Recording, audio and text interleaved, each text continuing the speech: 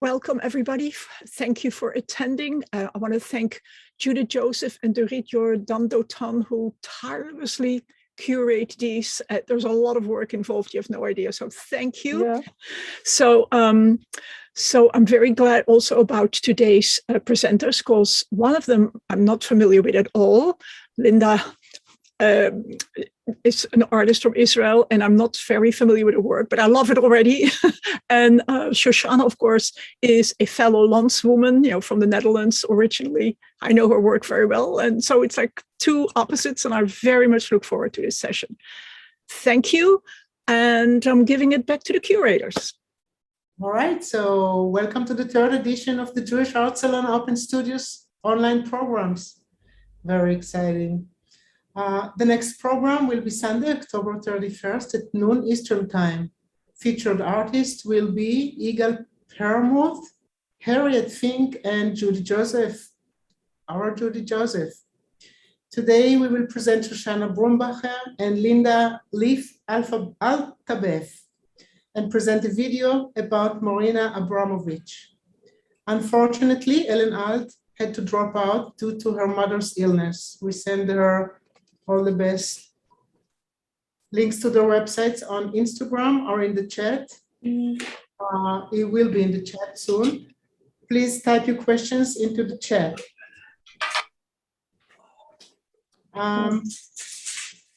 Marina Abramovic is a Serbian conceptual and performance artist, philanthropist, writer, and filmmaker.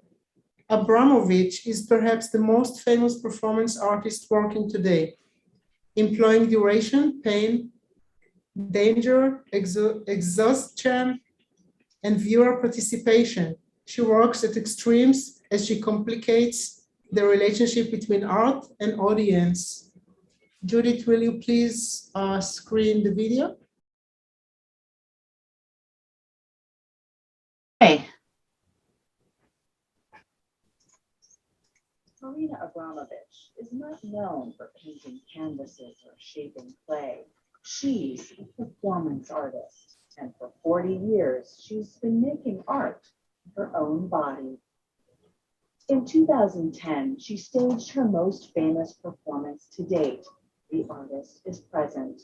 Abramovic sat silently in a chair at the Museum of Modern Art in New York City for 3 months, and people gazed into her eyes. Tell me about what happens when you're sitting across from someone. You open the soul because that is ever to live. Some of the 750,000 souls who heeded her call seemed hypnotized. Some wept. As for Abramovic, sitting still for hours at a time caused pain in her hands, legs, and her spine.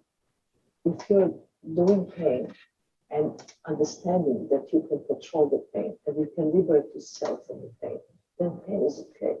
But you might say that pain is Marina Abramovic's medium, and her message, deal with it. Back in 1973, she rhythmically jabbed the spaces between her fingers. At times,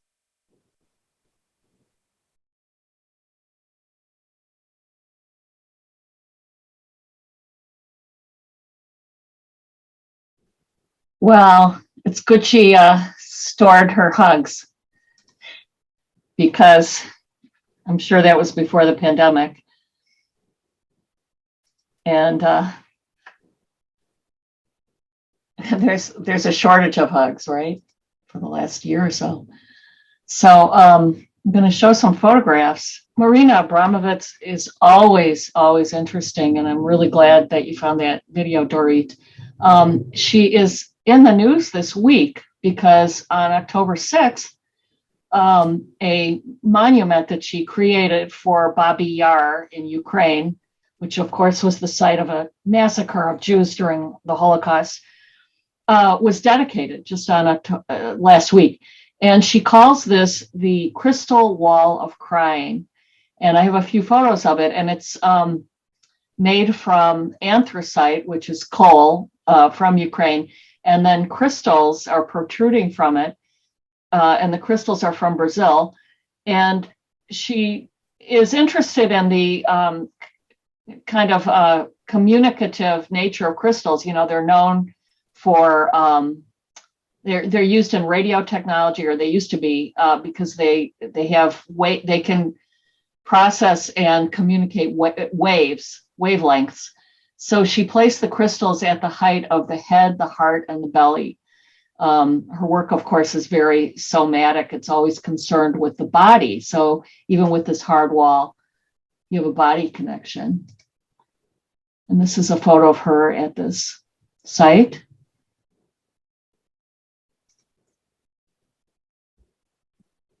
So that has become a really interesting site for art, actually, the Babi Yar Memorial. Judith, can I say something about that? Okay, so one of our members, Mark Podwell, has recently been involved in a project about Babi Yar. It's one of the posts on our website. So there's a well-known Holocaust scholar, Robert Jan van Pelt, who wrote a book, and it's called something like the Atlas of Jewish Space. And Mark Podwell supplied like 139 images for that. And it's published on the anniversary of Babi Yar. Just go to our website and have a look if you like. Great. Maybe you can put it on the chat so people can look for it. Okay. Oh, fantastic. Yeah, I did see that on the newsletter. Thank you so much for bringing that up. Okay, so I'd like to introduce our first live presenter today, Shoshannah Brombacher. Shoshannah is an author, artist, researcher, scholar, and Magidah storyteller from Amsterdam with a PhD in medieval Hebrew poetry. She researched, taught in Holland, Israel, Germany, and New York, illustrates, paints, curates, and exhibits. From early on, her art is inspired by the Hasidic masters, but also social justice, poetry, and travels. She published several books. Brombacher is the vice president of the American Guild of Judaic Art and lives in Berlin. So please share your screen, Shoshannah. Yes, thank you so much. I'm going to share my screen and then tell a little bit what it's all about. Let me see.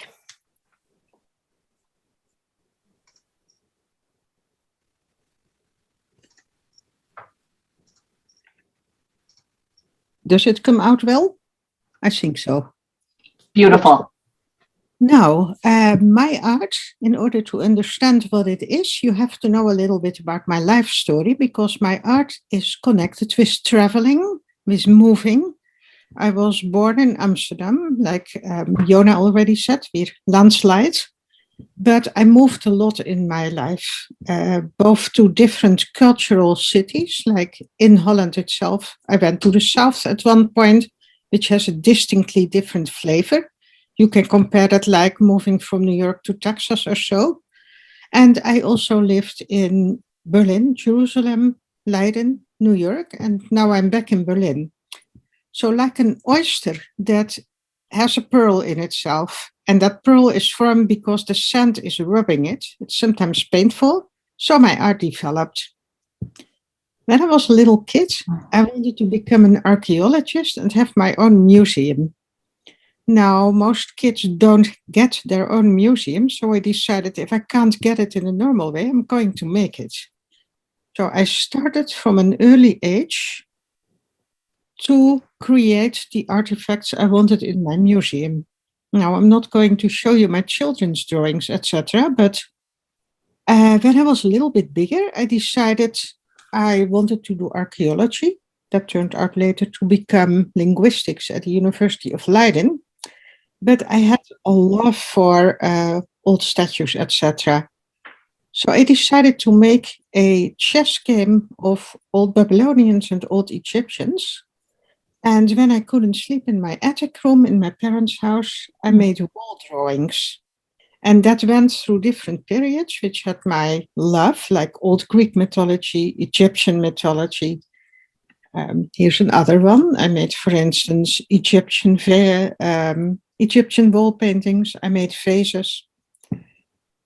But being a Jew in the south of the country, where there is not much of a Jewish community, I was depending on the Jewish books of my father's study, and I also encountered some anti-Semitism, mild, I must say now, but it made me aware, who are you? I was different from most of the kids around me. And this, to make a long story short, made me a Baal Teshuva. Now, I had the next problem. I was in high school, and my parents had some things in the house, like a Seder plate, etc., but not the medieval stuff I wanted. And the only thing I knew till then, and the only thing I could do was, so you go make it. Judaism keeps you busy, and for me, it started with being an artist like Bezalel. Bezalel made an ark, and I decided to plunder my mom's shrunk, get her dishes and paint them, and embroider challah decals, and from a carton tube, I made a Havdalah box, a Besamim box. And that started actually the art that I continue following till this day. In my father's study, there were books with Hasidic stories, and I loved them. Not knowing that decades later, I would actually live for a short time in Williamsburg in New York, the Hasidic neighborhood. That was far away then.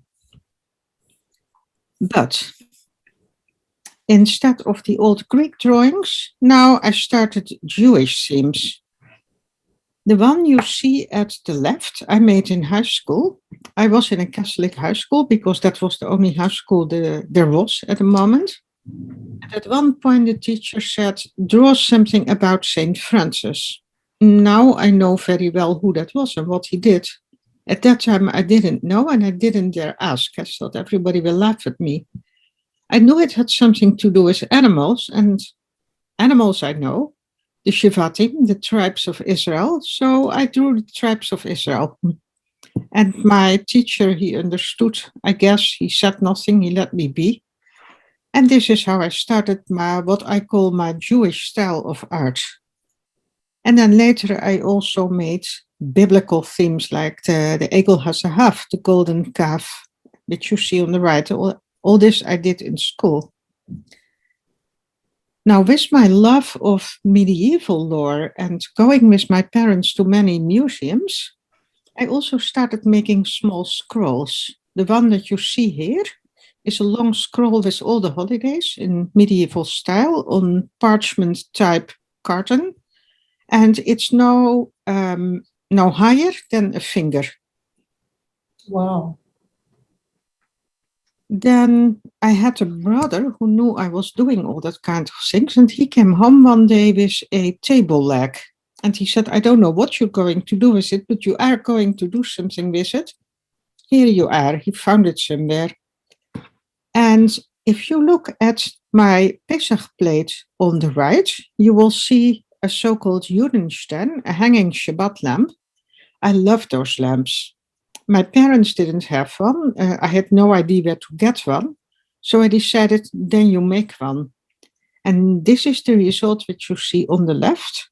I made a Judenstern, a hanging Shabbat lamp, out of wood and little, it's like earthenware, like little dishes you can put candles in. And I actually used it once in a while. And later, when I lived in New York, I bought a real copper one. That's the one you see in the middle that I didn't make, of course, but it's one of my prized possessions. I have a special love for lamps. So we go further in time. When I was already married and I lived in Brooklyn, instead of making small liturgical items, I was asked to decorate a sukkah, the sukkah of my synagogue. And this is the result. It's only in black and white because they asked me 1 week before Sukkot, so there wasn't much time. But I decided to make all the ushpizin, and later I can show you articles about this. Now I just show this photo. See? So on the panels, it was a huge sukkah. I made every ushpiz connected to certain activities that he did or things he was connected with. And for that, I really thank my parents. I wanted to go to art school, and they said, no, you better follow a nice academic path. In retrospect, that was wonderful because I got a lot of background. And an artist is an artist is an artist is an artist. So I kept painting all the time. And now I'm a full-time artist and happy with it, but I have that background. One aspect that's very important in my art is letters and text. The drawing you see on the right side is a copy I made of a poster in my father's study of a medieval exhibition. And I always marveled. It's a very simple drawing. And in our house, there was a lot of art and a lot of different paintings. But my father had a special love for the square Hebrew script. And he had that poster and he transferred that love to me. At the left side, you actually see a portrait of my father, whose birthday it would have been if he still would have been alive today. And in the window is a big letter Shin, because he taught me the Hebrew letters before I actually learned to write Dutch. And he started not with the Aleph, but with the Shin, because he found it such a beautiful big letter. And not just because my name was a Shin. I asked him later. That wasn't the reason. So this painting is called The Letter with the Diacritical Point, the big Shin. And in the middle, you see an illustration I made for Maimonides' 13 Articles of Faith, Anima Amin, I believe, text and image, which you also see in the next picture. I always loved Pesach, and I made a lot of Pesach illustrations. And finally, I decided to sit down and make a Haggadah from the beginning. And here are 2 pages of that Haggadah. And of course, as you see, it's an integration of text and image. Now, the letters itself, with its mystical meanings, its Kabbalistic meanings, its stories that are connected to it, they also fascinated me. So here you see 2 samples of a series I made of the alphabet. And as you see, most of my work has Jewish themes, although I also paint classical music, Beethoven, classical composers, and travels. But this work that you see now is typical for my style. And that culminated at one point in a huge painting to the left, with the sketch that came before it to the right, of the Breslover Tikkun, a series of 10 Tehillim, 10 psalms, set in a time of need, and that became this big painting of 4 by 5 feet, with the text of the Tehillim actually written all between the scenes. Now, I wrote an article about this painting too, because it needs much more explanation than I can give in 2 minutes. And since I only have 10 minutes, I'll show you some more here. Like Judith already said, I also did things with social justice. Tzedek, tidov, you shall pursue justice, seen through a Jewish lens. So when my son was very, very involved in Occupy Wall Street, I was there too very often. I described what I wanted to do. And I made posters and drawings and statements. And sometimes I made statements like you see at the left that have nothing to do with politics so much, but this was made for an actor I know of the Yiddish theater. It was a play, Mashiach in America, the Messiah in America, with New York on the background. And I lived in New York at the time, a city which completely fascinates me, totally.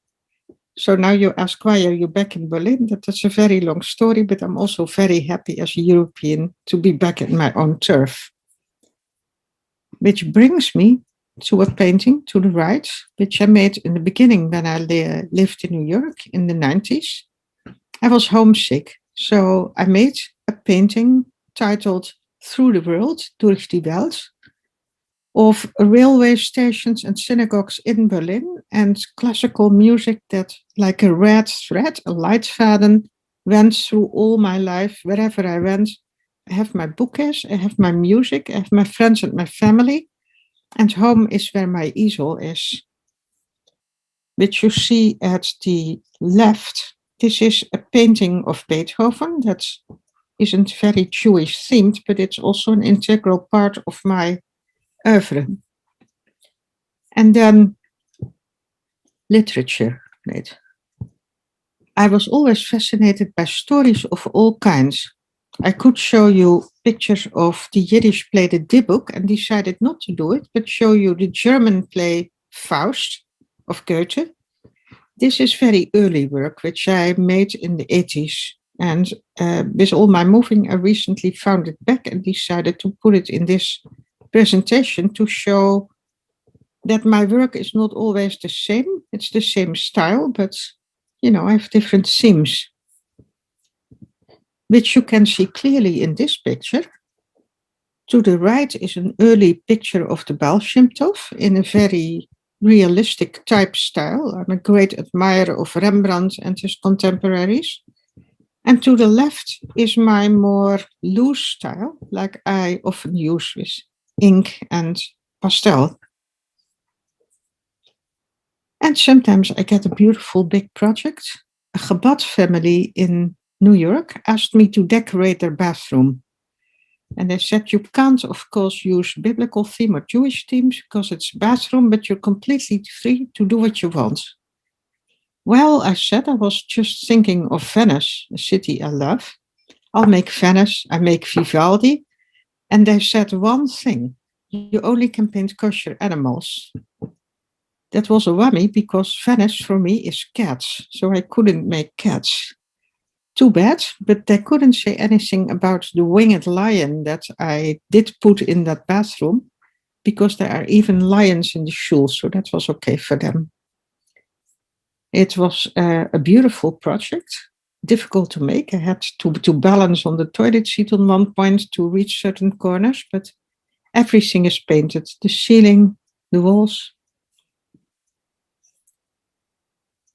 Then I come back again because it's the birthday of my father, or would have been, to a portrait of my father again, with the Shin, and the stories he inspired, like the Golem of Prague. What you see to the right is one of my first paintings of the Golem, and I could give a whole lecture about it, which I'm not going to do. But I conclude this presentation with the cover of a book I'm working on. It's at the moment for review at a publisher. I was in Sicily a few years ago, and one of my friends there gave me a tractate of a medieval Kabbalist, 7 different ways to explain the Torah. But it was very concise. And I thought, why don't I just paint that, visualize a written text, and connect it to my own Italy travels? As you know, a lot of old painters, they always went to Italy. And that became a whole series, and I would love to talk about it one time, but here you get one picture of it, and you get a tiny idea what keeps me busy here in Berlin at the moment. And I think my time is up. Is that correct? Yeah, I think that's about it. We'll entertain some questions for you. Here's a little presentation, and one thing I would like to say, my hearing is not good. I'm becoming deaf. It's a family thing. So if you have questions, speak very clearly, because otherwise I might give a completely wrong answer that has nothing to do with nothing. Thank you, Shoshannah. So beautiful. Your work is stupendous, and I'm so impressed by the talent that you showed at such a young age. Pretty amazing. So we do have a question in the chat, but before I read it, I just want to mention that we neglected to thank Cheselyn Amato and Chana Elias, who also participate in this program and help. So I wanted to thank them before I forget. There is a question from Barb Rothstein. Could you describe your materials, types of paints, canvas, etc.? I carve wood and burn wood and paint Jewish objects. I'm a PhD biologist who studied archaeology in Israel. So could you talk about your materials, please? Yeah, definitely. When I paint, usually I either use oil paint or I use soft pastel and India ink on paper. That's the majority of my work. And with the ritual objects that you saw, I use basically everything I can put my hands on, like the Besamim box. Let me go back to it. That's a carton tube, the one that you use to mail posters.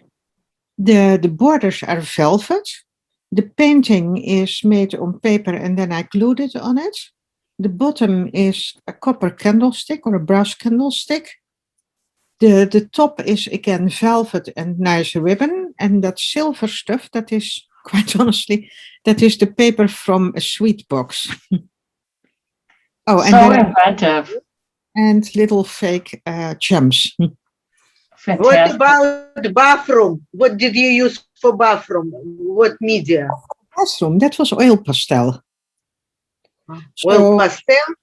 Yeah, that bathroom was not completely finished. I had some kind of, how do you call it? Like softboard, like the unpainted material you use to finish walls. And I used oil pastel, which I later sprayed. I was And going to ask you about the spraying because otherwise it would smear. Yeah. Yeah. Did you do bathroom, all bathroom by yourself? Yes. Even ceiling? And no, I did it all by myself. I designed it. So the people contacted me. They said, could you do that? I said, yes. Then they showed me the bathroom. They left me completely free, which was wonderful. Well, and as I said, no cats. And I showed them some designs, like, would you agree with this or with that? I said, yes, do what you want. And then I planned toilets to do the corner. If you're not participating in the... realize that I couldn't eat meat tonight. There is a synagogue. You said it's in New York? Sorry? Sorry, I didn't. I think I Synagogue muted some of where it. you did bathroom. Is it in New York? I still don't understand it. Was the bathroom in New York? Oh, Is the it yeah, that's in, location of the synagogue which you did bathroom? What location? Brooklyn. Oh, Brooklyn. Brooklyn in Crown. I'm curious to go take a look. Is it possible? Yeah.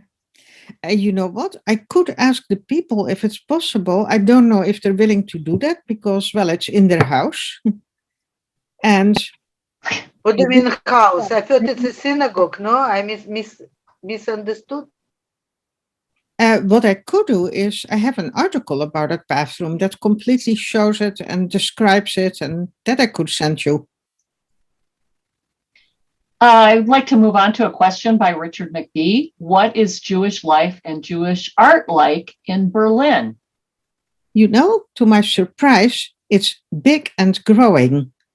There are several galleries. There is a lot going on about Jewish art, Jewish culture, klezmer, music, the whole scala. You have Frum manifestations and you have very left-wing Jewish Bund manifestations and everything in between. So for me, it's like, you know, you come into a warm nest, as we say in Dutch. There's really a lot. It's of course not New York and it's not Israel. But after that, yes. I assume a lot of Israelis? Yes. Uh-huh. And Russians, and also a lot of German Jews who, for whatever reason, stayed after the war or came back after the war. Yeah, I know a lot of German Jews at the moment, and the Russians are more a closed group, also because of the language. Well, thank you, Shoshannah. That was so inspiring and beautiful, and it's I amazing have a all the question, things. Judith, if you can hold for a second. Just I Yeah. want to say it was fascinating story and art. I love your art. I want to ask about, I have two questions quickly. I want to know about the fish. I know you're painting a lot of animals and they're all like kosher animals, but the fish is there like every here and there I see the fish. And so I want to know what is symbolizing for you. The other question I have is about the sukkah in Brooklyn. Did you put the Spizen like this was, did you do it when it was already built? I mean, or did you do it flat and then cover the walls of the sukkah? Well, I did it in 3 days. A member of my shul built that sukkah. It's huge. It's a kind of a yurt, or at least that's how it looks. And they asked me actually the week before Sukkot, like, oh yeah, wait, we need some decorations. Let's ask Brombacher. And then Brombacher came, put on a gown, worked 3 long days with lots of coffee and lots of hours. And then the sukkah was finished. I had already made a lot of things themed with the Ushpizin, so the theme was well known to me. Oh, and one thing I wanted to mention still, I forgot. I published a book a few months ago with Hasidic stories illustrated. Fantastic. Dorit also asked about fish, the symbolism of the fish that you often portray. You mean the fish that has a big theme in my paintings? Lots of people ask that.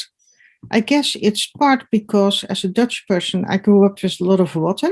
I was fascinated by the slithering and glistening of silvery fish under the water surface. And it's a symbol of the Jewish people. The Jewish people are in the Torah like a fish in the water. That's one explanation, but there is much, much, much more. And then, quite honestly, the most simple explanation is I like to paint fish. Can't make it more complicated than it is. They are fun to paint. Thank you so much, Shoshannah. There is a lot of compliments you have, Shoshannah, on the chat, and you're going to get it later. We're going to send it to you. Lieff Altabef was born and raised in the United States and immigrated to Israel in 2009. She has degrees from Pratt Institute and Hartford Art School.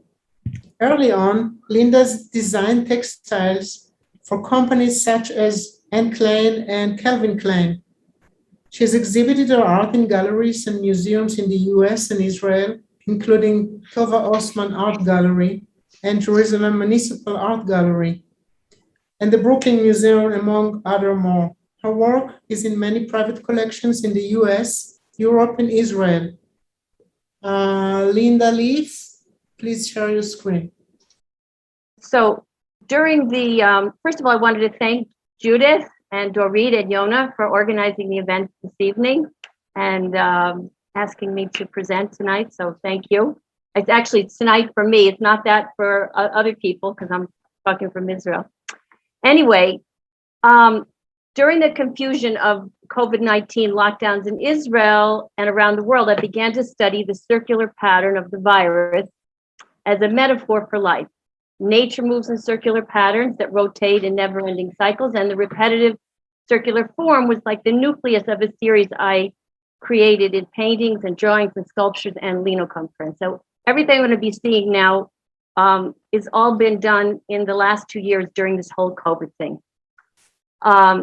So this particular image that you're seeing right now, it was inspired by the virus. And I went back to my textile roots. I was sitting, this is back in 2020, and couldn't get out. And I started seeing this virus, and I started seeing it actually not as something ugly, but something quite beautiful. And I had actually a virologist who was interested in my work, who was at the Weizmann Institute studying. And he came to my studio and he looked at this. He said, oh my God, this is exactly what I'm working on. He had started doing AIDS research that became COVID research. And he was completely turned on by this, what I was doing. So if you go to the next image, this is done in pen and ink. Okay, this one is a Lino Cut Print. So what happened is I had been doing etchings at the Cabri studio up in the north of Israel. And then of course we couldn't go out. We were all locked up. So I was trying to find what I could do. And I realized I could do linoleum prints and I could easily make them. I had black ink. I could do as many as I wanted and I could print them myself. So this was the first one that I did using this technique. And it was nice for me because I had been given tools from my teacher, Dan Maloney, who was my mentor. And so I was using the tools he'd given me. And so I felt like I was working together with him. So now we'll go to the next one. Okay, this is called this turning point. This is the labyrinth. So I started thinking about how we could maybe move out of this whole virus thing. And I saw the labyrinth in a Shviti painting. Shviti means I always see present God before me. In Shviti paintings, they had a menorah and they'd have a labyrinth on the paintings as a wait a minute, I'm just getting an echo. Anyway, wait a minute. I'm getting an echo. Sorry, I was getting an echo. And so I decided that this idea of God in the world and the idea of coming out of the virus and the labyrinth would maybe be a solution to it. So if you go to the next piece, you'll see now the labyrinth and then a grid behind it. There are two images. And the grid, I called this Tohu Vavohu. And this particular piece for me was came from Bereshit. And in the line from Bereshit, when the earth was astonishingly empty and darkness upon the surface of the deep, I said, oh, this is what we're feeling like right now. People are confused. There's a sense of chaos. And this for me was, imagery-wise, this for me depicted that feeling of how do we move out of this, that feeling of chaos. Okay. Let's move to the next one, the next group. Okay. In the spring, this past spring, I was asked by Kala Oat.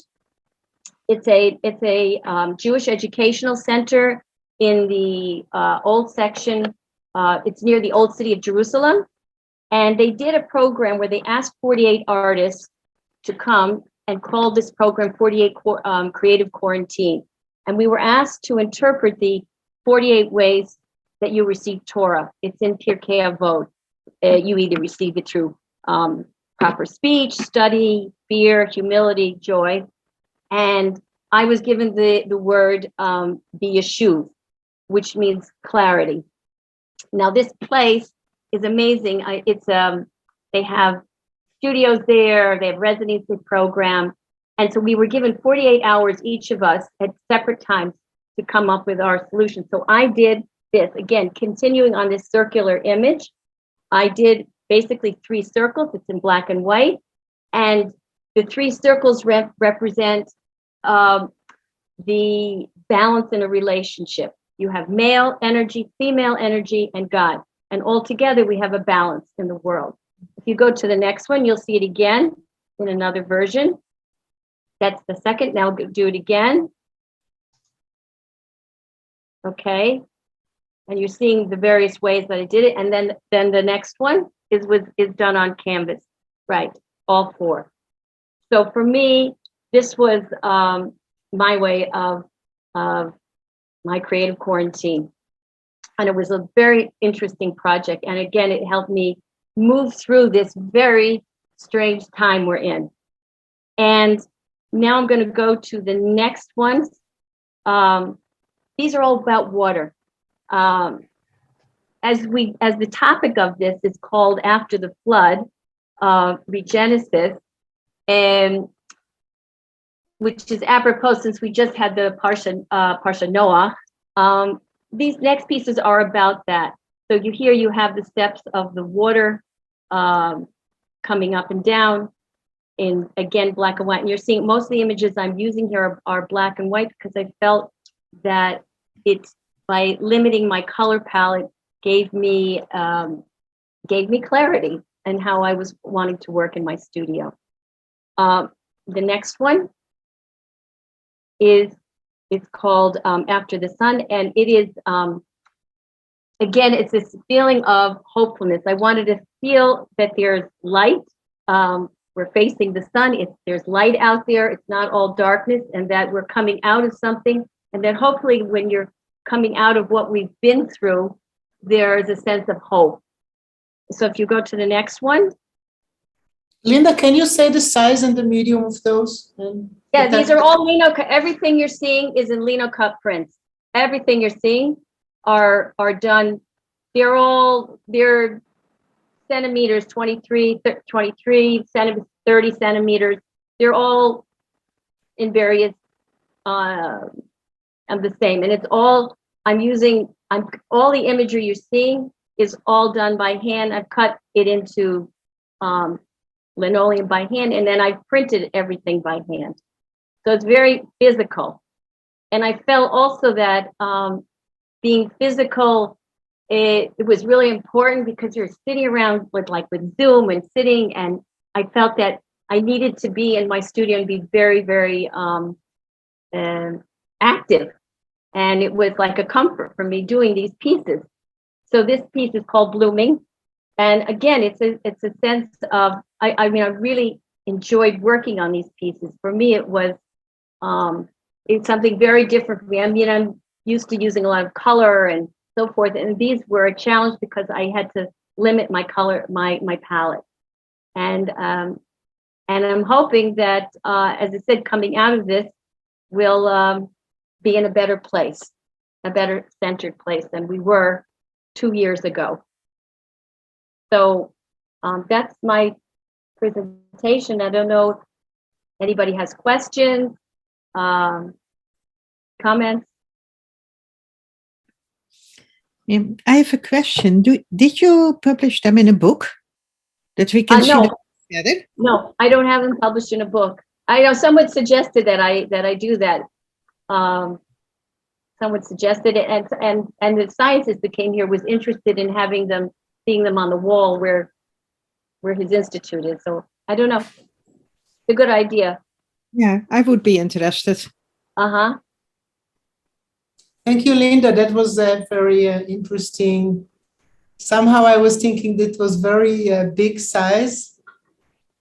So No. it was yeah. And so our people, you have a lot of comments on the chat, and I think Chana Zelig would like to ask something. Go ahead, just unmute yourself and jump in. And if anybody want to ask also questions for Shoshannah, go ahead. That's the time to do everything. Hi, Linda. So meaningful. Thank you. Especially the part about trying to get out of here is being in this Zoom circle is similar to kind of being in a labyrinth. I was wondering, the labyrinth reminds me so much of the Ein Sof chart in Kabbalah. You know, there's the alternative, there's the tree of life one, and then there's that round one that you kind of go in through. Is that an influence of yours in that? Or because you were talking about being in this space of divine emanations and being, so it just reminded me so much of that. Interesting. No, I've been looking at all these old ancient paintings from a book that I'd had from the Israel Museum, and I just thought the image was it was amazing. It kept repeating itself. So the Kabbalistic part is probably why it was there in the first place, is to ward off evil things, to keep things away. But it's such a powerful image, and plus it's not, it's not a maze. It has a direct root. Right. So for me, it's something that spoke to me. So I'm glad that you brought that up. Thank you, Linda. You're welcome. Anybody else would like to ask something? Somebody asked about Israel. I saw a chat about, can you compare the environment producing art in Israel versus the USA? Yes, that was my question. I know. Okay. Aliyah and emigrated to Israel and are a productive artist there. I admire that. And I'm curious how you would compare the atmosphere, availability, reception, opportunities of being an Israeli artist now as opposed to an American artist. And thank you very much for a lovely presentation. Thank you. It's a good question. I mean, it's first of all, my language is not the most wonderful. I mean, I can get by, but it's not the most wonderful. But I feel I've been welcomed here. I really do feel that. I mean, we live up in the north. I'm involved with a lot of projects. I'm actually going to be in a project in Jerusalem at the Jerusalem Biennale coming up in November. And I feel people have, I came with a rich background in the United States. So people ask me about it. They don't, they're not interested. They're interested. A lot of people are asking, why I would make such a move. But I have to say that when I came to this place that we're in Rosh Pinah, it spoke to me. I never had to think twice, was I doing the right thing or not the right thing? So when you feel like you're in the right place, all the pieces, I don't know, in terms of people, in terms of my artwork. I mean, I've always sort of done the same thing. I was doing my art and I was teaching in the United States and I doing the same thing here. But for me, I think because I feel so connected to the land, so that it's affected everything about how I do things. It affected my art, affected my cooking. My cooking changed. My spices are different. Clothing, way of looking at things, completely changed here in positive ways. So I'm thankful. I'm very thankful that we were able to do this. It's been it's like a privilege. I feel that to deliver. It's not a perfect place, but to me, it's the best place for us to be. Thank you. Thank you. Wild East, we can call it. Thank you. There was a question by Efrat. Efrat, you can jump in, ask a question, please. Unmute yourself. I love the images. Well done. But I've noticed that it's mostly black and white. I was wondering, is it a technical thing or did you intentionally do black and white and not color? Because when I think of COVID or the pandemic and the pictures we've been seeing of the orange and the red, I'm just wondering if this was an intentional or if maybe you plan to do these in color, et cetera, et cetera. It was intentional because most of my paintings, if you look at my website, are very much about color. But I wanted to limit my palette so I could focus on the image. I felt then the color takes it to a different place. And by being very focused on black and white, it kept me very, very focused on what I wanted to say about this and not into something else. The color would take it to another place. And then maybe the next stage of where I go in it is with color. So, but it was intentional. Thank you. That makes sense. A lot of sense. Yeah. Thank you.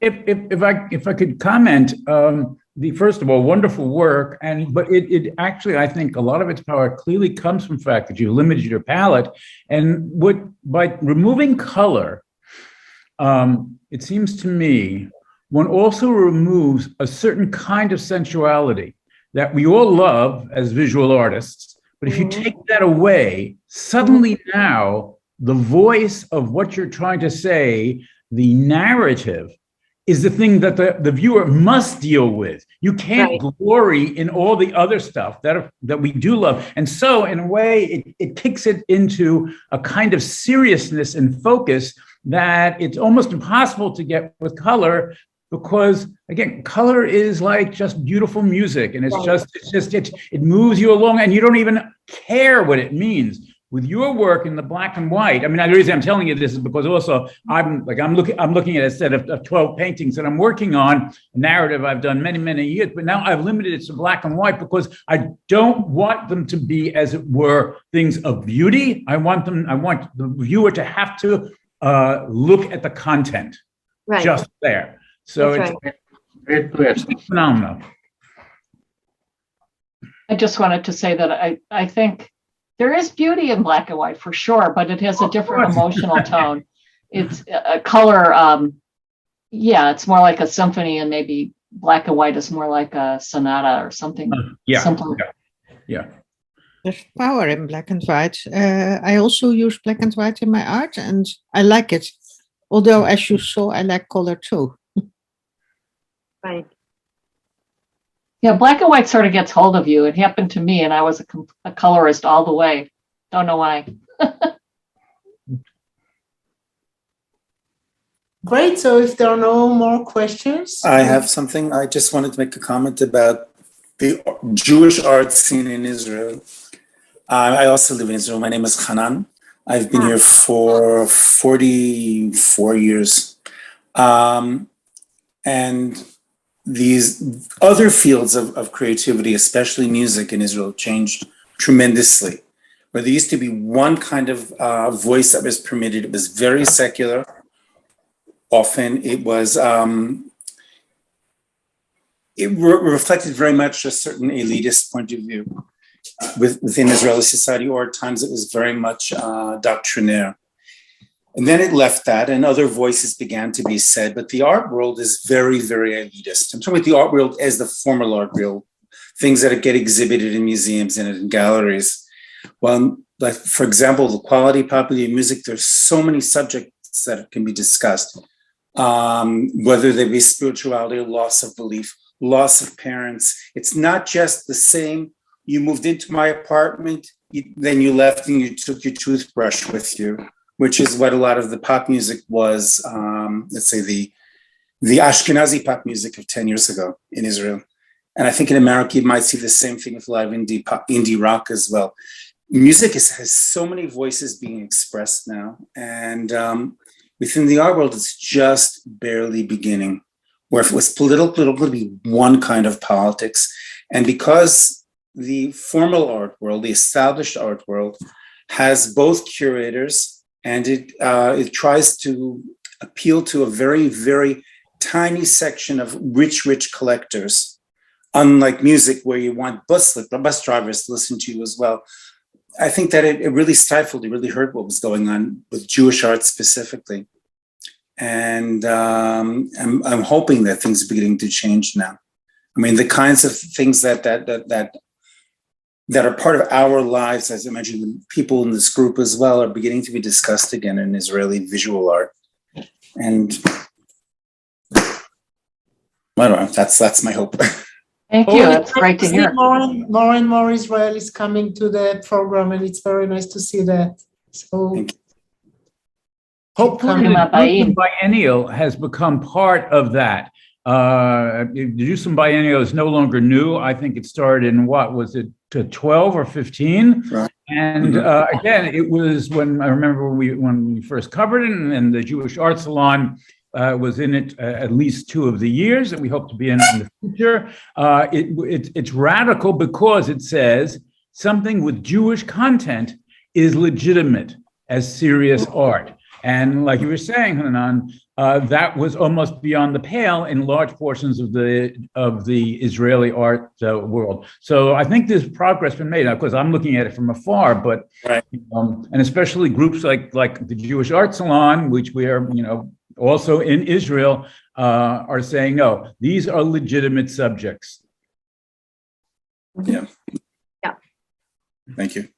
Yeah. Yeah, that could start a very big, long conversation. That's right. And hopefully we will do that one of the days in the future. But unfortunately, we cannot do it right now. So we have to wrap it up and say thank you to Yona and the Jewish Art Salon and the lovely team, Cheselyn and Chana. Thank you so much. And for the participant artists, you were amazing. Thank you so much. And I remind you all that on October 31st, the next program, it will be with Judith Joseph, Yigal Permut, and Harriet Fink. Love to see you and have a nice day. And good evening here to people in Israel. Thank you. Bye-bye. Thank you very much.